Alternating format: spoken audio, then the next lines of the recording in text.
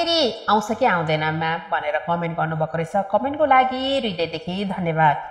उहाँले चाहिँ यो क्वेसन चाहिँ चाया पोतोको एउटा मैले भिडियो राखेको थिएँ, त्यो भिडियोमा आएर चाहिँ गर्नुभएको रहेछ र चाया पोतो एकचोटि गइसके पछाडि फेरि पछि आउँछ कि आउँदैन भनेर उहाँलाई मात्रै होइन धेरैजनाको सिमिलर क्वेसन हुन्छ। सबैभन्दा मेन कुरा भनेको शरीरमा जब मेलानिन तत्त्व एक्टिभ एकचोटि भइसके पछाडि फेरि नयाँ नआउला भन्न सकिँदैन। त्यही भएको कारणले त भनिरहेको छु त, जब चाया पोतो आइरहेको छ भने र चाया पोतोको ट्रिटमेन्ट गर्दाखेरि चाहिँ यो आगोलाई पठाउने काम मात्रै होइन, आउन रोक्ने काम पनि तपाईहरुले बुझ्नुपर्छ है, सिक्नुपर्छ है भनिरहेको हुन्छु। किनभने आगोलाई पठाउन त मार्केटमा यति धेरै कम्पनीले औषधिहरू बनाइरहेछ त, तर आउन रोक्नको लागि त कुनै पनि कम्पनीले बनाएको औषधिले हुँदैन। केले हुन्छ थाहा छ?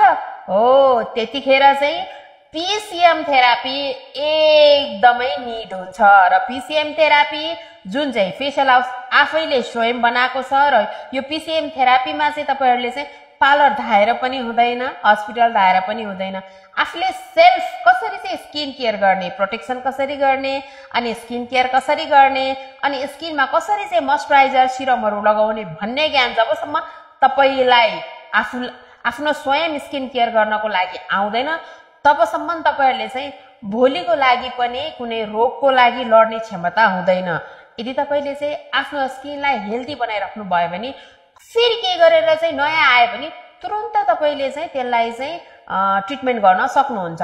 हैन भने तपाईको स्किनको लेयर इपिडर्मिस नै बिग्रिने गरेर तपाईहरुले मेडिसिन लगाइदिनु भयो, स्किन केयर गर्दिनु भएन र चायापत्तीको औषधि लगाउँदा लगाउँदै स्किन रेडनेस बढी हुने, स्किन तात्तिने, यसरी छाम्दानी रन्किराख्ने, पोल्ने बनिसकेको छ भने त भोलि नआउला भन्ने बिल्कुलै सोच्नै सकिँदैन।